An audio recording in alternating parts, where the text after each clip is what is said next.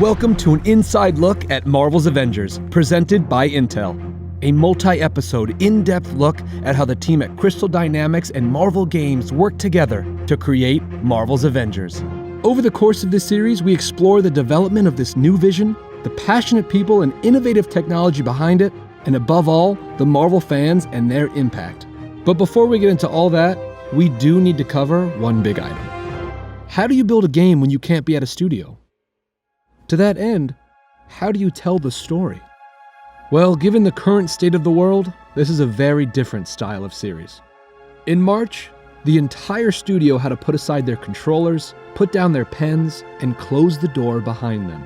Yet, much like building the game itself, nothing was going to stop us from telling their story.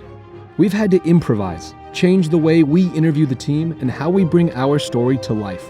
Whether it's from their living room or a personal office, the team will stop at nothing to tell us the story of how they all assembled.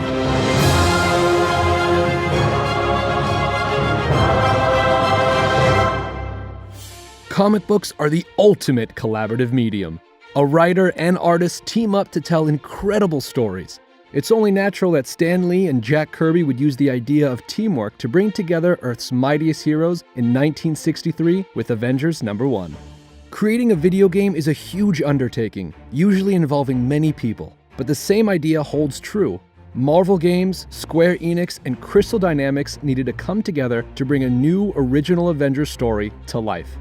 So we had our first meetings with the Marvel Games guys. Jay had just put his group together. We got to meet Bill Roseman. We really asked them, well, what characters are you interested in? What's the gameplay that you can deliver? What's the passion that you and your studio have? And my answer was, well, we love taking these believable heroes and telling these epic stories around them. And they're like, oh my God, that's exactly how we describe what we do at Marvel. And when we were talking about different story scenarios we could do in the game, there's about 4 or 5 different pitches, and they were all very interesting. But this idea of them breaking up and coming together, everyone at Marvel Games, we were sitting on one side and we looked, we're like, what about that one? And we all agreed, like, that's interesting. Tell us more about that one.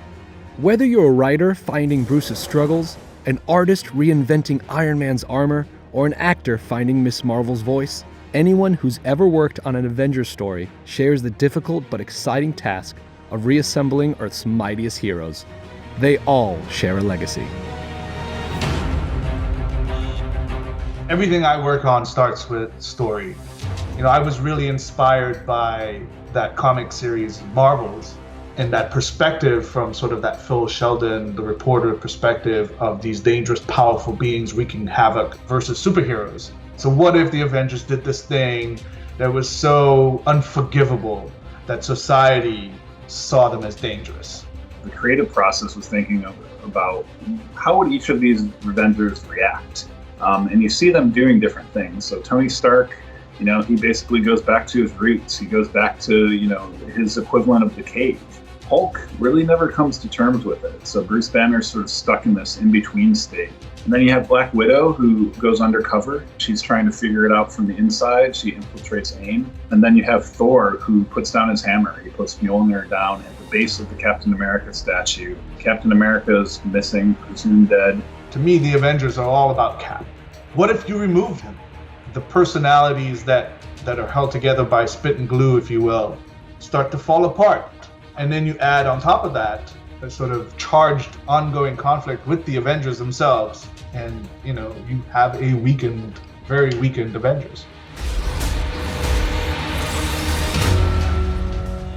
The way that we went about differentiating our designs of the heroes in our game really started with Crystal Dynamics coming to us with the idea of more super, more human. And ultimately what that meant was that they wanted to create a world that felt real, that felt tangible, and that each costume that they created has logic and reason to it. If you look at Thor specifically, you'll find a lot of details such as like Norse runes and patterns. Even Mjolnir's design is really based on real world references. If you do know the characters, you want to deliver those looks. Like if you're a long-term reader, here's 10 suits that jump to your mind. For Hulk, boom, here he is in a suit. And some people are like, what's that? And the readers are like, that's Mr. Fix-It. Early on in the project, we'd have these meetings called the the character fantasy meeting. So basically you'd make a list of all the things that you expect the heroes to do, and then we would basically see if we could make those into features. And somebody said, you know what we should do? We should do Hulkbuster. We're like, oh, I don't know how we do Hulkbuster. That's going to feel like a seventh character at this point. And then these guys went off and did it. It was effectively like saying, we're going to commit to making like however many games it takes to make this many heroes. Iron Man has a lot of a flight sim in it, and Hulk has super intense melee brawlers, and there's shooting and just so many layers in here. Combine that with the online, combine that with the different mission types, a fully fleshed out campaign. We had a big appetite, because if you're going to make a Marvel's Avengers game, you can't just make one aspect. Once we had the sort of the layout of the story, we started looking for a cast. Thor, who are we dealing with here? They did not introduce themselves. Shauna Sky and the team at Crystal really, like the Avengers themselves, they have this all-star list of talent. They're games industry legends, right? There's a lot of people that have been in the games industry and work on some of the biggest games of all time. So seeing that cast interact alongside, Sandra Saad, our lead, it was really interesting because she came in more of a newcomer, and all the core cast, she had a different relationship with them. It really sort of mirrors the story of the game. When you have actors that good, they can really take these characters from whatever we write on a page to suddenly, oh, that's absolutely what Iron Man would sound like in our particular version of this world. They're fans too. I think the whole cast, I think there's not a single person on the team that isn't like a super fan. It's a great synergy. It's something I personally welcome because I like sort of this philosophy, that the best idea wins. And if someone or an actor comes up with a line that really captures the moment better than on the page, we go with it. We're like, listen, this is that happy mistakes, that you kind of get from live action. Generally, the process starts with a creative coming up with an idea. They have some vision for what they want to achieve, and they come to the engineers and they say, hey, how do we do this? And the engineers work with each other. They work with design and art and animation, audio, and they take a swing or two at it. And often, they will need more hands to help. We partner with Intel in order to push their hardware to its limits.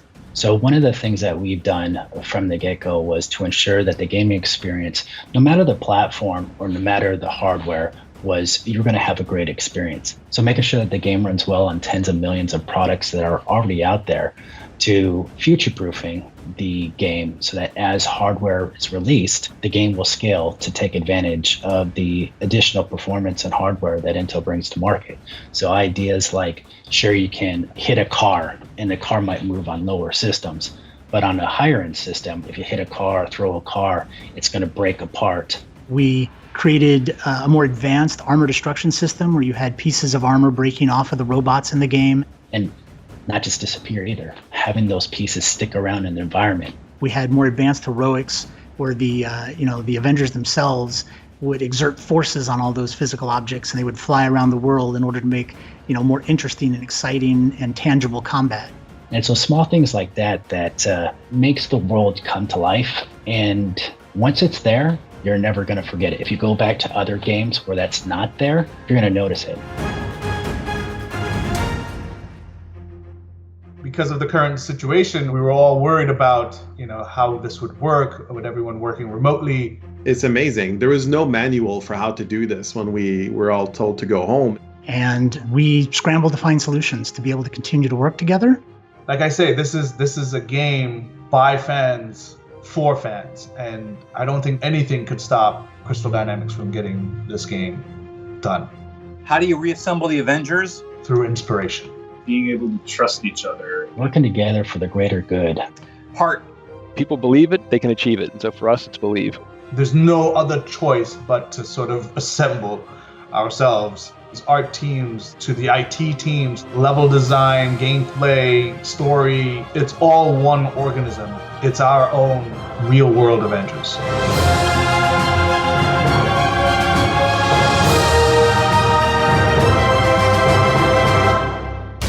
In episode 2, we're going to cover a new Avenger, some threatening villains, and the all-new world they exist in.